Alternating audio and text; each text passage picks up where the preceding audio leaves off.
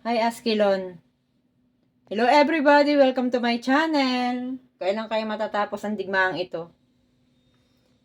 Mamaya ko po ikikwento sa inyo.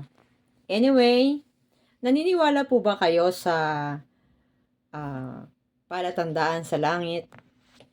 Ako naniniwala po ako kasi nakasaad po yan na kapag malapit na po ang paghuhukom ay mararanasan yung makakakita ng mga palatandaan sa langit at sa lupa.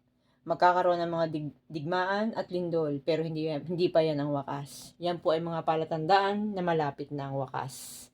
Walang nakakaalam nun. Di ba? Askilon. Anyway, I'm Sha and this is Israel Hotel Housekeeper Channel.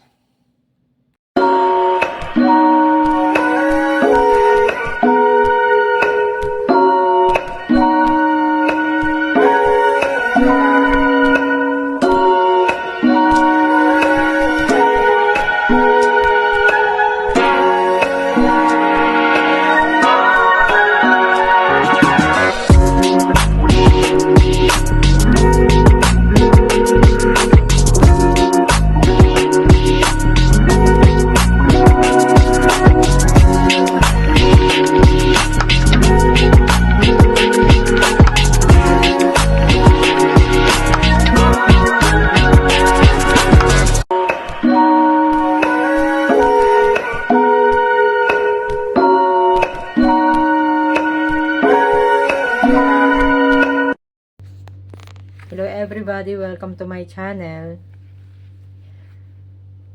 Marahil marami ang nangangamba sapagkat marami ng mga nangyayaring hindi maganda sa mundo ngayon. Katulad ng digmaan ngayon. Hindi lang po ganon. Pagkakaroon ng malakas na lindol na nangyari sa Turkey at lindol sa Pilipinas at sa iba't ibang lugar. At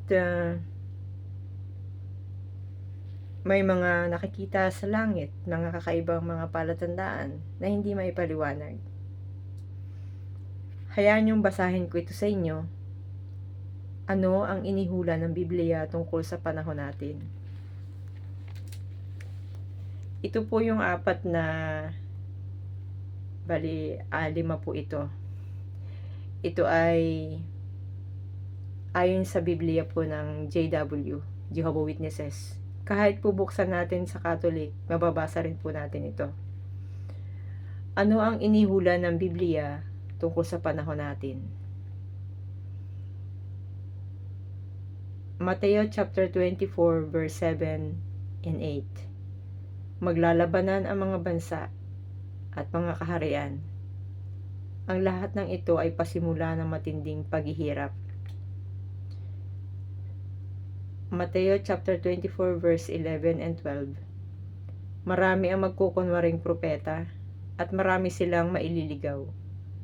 At hindi sa paglaganap ng kasamaan, at dahil sa paglaganap ng kasamaan, ang pag-ibig ng nakararami ay lalamig. Marcos chapter 13 verse 7. Kapag nakarinig kayo ng ingay ng mga digmaan at mga ulat ng digmaan, huwag kayong matakot. Kailangang mangyari ang mga ito, pero hindi pa ito ang wakas. Lucas chapter 21 verse 11. Magkakaroon ng malalakas na lindol, gayon din ng mga epidemya at tagutom sa iba't ibang lugar. Makakakita ang mga tao ng nakakatakot na mga bagay at magkakaroon ng mga tanda na kitang-kita sa langit. 2 Timoteo chapter 3 verse 1 to 5. Sa mga huling araw, magiging mapanganib at mahirap ang kalagayan dahil ang mga tao ay magiging makasarili, maibigin sa pera, mayabang, mapagmataas, mamumusong, masuwayin sa magulang, walang utang na loob, di tapat, walang likas na pagmamahal, ayaw makipagkasundo, maninirang puri, walang pagpipigil sa sarili, walang mabangis na pupuot sa kabutihan, taksil, matigas ang ulo, mapagmalaki, maibigin sa kaluguran sa halip na maibigin sa Diyos. At mukhang maka-Diyos, pero iba naman ang paraan ng pamumuhay. Kaya ko po ito nabanggit ang usaping ito ay dahil nga po sa yung minessage sa akin ng kapatid ko na may nakita siya sa kanluran. 6:30 daw po yun ng umaga at hindi pa sumisikat ang araw. At sa kanluran ay nakita niya ang bahagharing parang dilaw na may puti. Nung pinokus ko yung picture na pinadala niya, ang tingin ko po ay isa siyang pintuan na gold. At yung pangsarado sa pintuan na yun ay parang bahagharing kulay pink. At may sinag na liwanag, ang gold na ilaw na yun. At yun ay sinag dahil sa gold nga po yung pinto. Nag-reflect.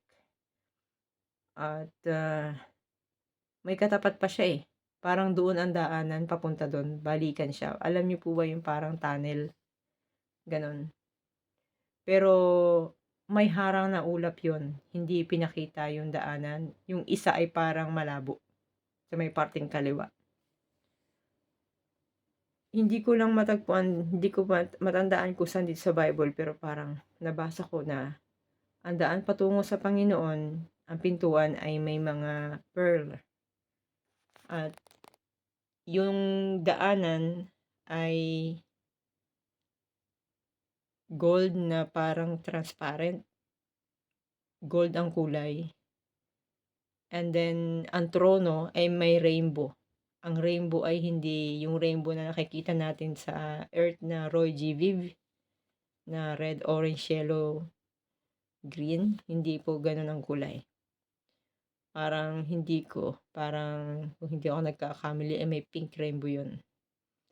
Nung tininan ko po yun at sinabi, mga ilang minuto na isip ko na, sabi ko sa kapatid ko, ang nakikita ko ay hindi bahaghari, kundi isa siyang pintuan ng langit na nagbukas. Alam niyo po ba yung pinaglagyan ni Jesus Christ na may pintong bato? Yung bato ayun yung kulay pink.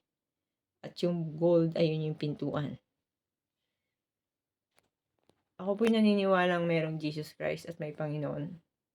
Dahil nakita ko na po yun sa panaginip. At ako na po ang nagpapatotoo niyan. Nung sabi ko sa kapatid ko, saan parte yan sa Quezon? Saan parte? Nakanluran. Sabi niya, ate, parting Lukban, Quezon. Yung direksyon ng lugar na yon. Biglang pumasok sa isip ko mga 2 araw na nakakalipas. Sabi ko, hindi kaya si Jesus Christ ay palabas na doon sa Alapaap at sa Pilipinas pa yun nagpakita.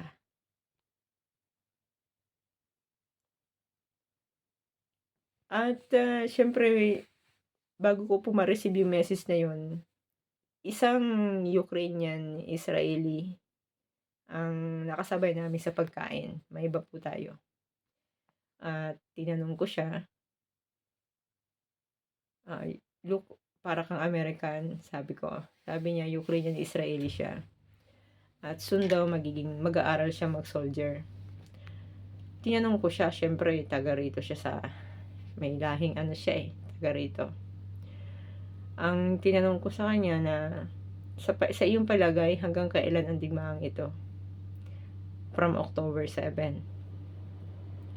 Sabi niya, maaaring buwan ang bibilangin or 1 taon. Sabi ko, bakit?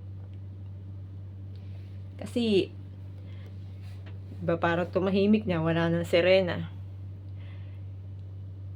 Hindi lang Gaza ang kalaban ng Israel. Ang Gaza ay nagpapalipad ng rocket. Kumbaga, For example, 500 NIS ang halaga ng isang bomba, na kapag nasalubong ng Iron Dome ay sabog. Hindi katulad daw sa Russia na hindi 500 NIS kundi 5,000 NIS ang halaga, na kapag sumabog, sabog talaga daw yung tatamaan. Talagang malakas ang pagsabog.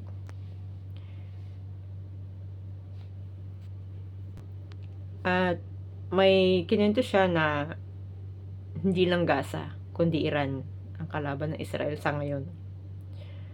Ang ginagamit ng Iran ay hindi po rocket. Papalipad ang Iran ng parang plane, yung parang jet na nga, na may bala. Ngayon, pag nakarating yan sa city ng Israel or sa ang gusto nilang target, doon nila paliliparin yung bomba. Yun ang mahirap kalabanin kasi plane to plane ang labanan nun. Kapag nakasakay sa jet, ang bomba, hindi agad yung magdidetect, tingin ko, kasi ang nadidetect lang siguro ng Iron Dome ay yung umaapoy na bomba. Mapapansin natin, mababa dito sa aming lugar ang lipag ng mga aeroplano kasi baka habulin ng Iron Dome lalo na kung may dalang bomba. Diba? Ganun ka-complicated dito. Ilan lamang po yan sa mga, at yan, halos lahat yan nandito nakasaad sa binasa ko sa Biblia. Bigla lang pumasok sa isip ko na maaaring si Jesus Christ ay malapit nang dumating. Yun, kaya panoorin niyo po ito. Please watch this. Shoutout para sa mga kapatid ko at sa kapatid ko dyan na nag-send ng mga picture na ito.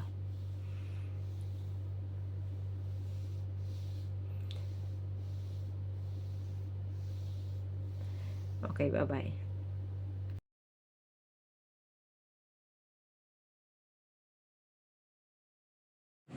Yan po ay nakita po niya sa kanluran. Hindi pa po sumisikat ang araw sa umaga, 6:30. Sa kanluran wala pong araw. Ang araw po sumisikat sa silangan. Napapansin niyo yan, para siyang may gold, pink. Maganda siya. Tapos dalawa yan yung kaliwa yun. Sa kaliwa medyo malabo. Parang magkadugtong yun na daan. Suminag siya. Ang ganda ng kulay.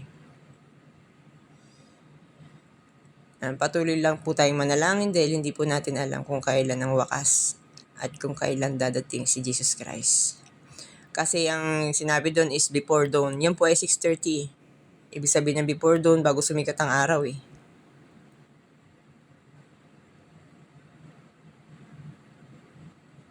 Basta kakaiba siya. Maganda ang kulay niya. Ayan, nung nakita ko yun, ako'y namangha kakaiba talaga. Pag pinocus nyo yan, i-stop nyo tapos i-focus nyo. Ang itsura niya ay hindi bilog. Square siya na pinto.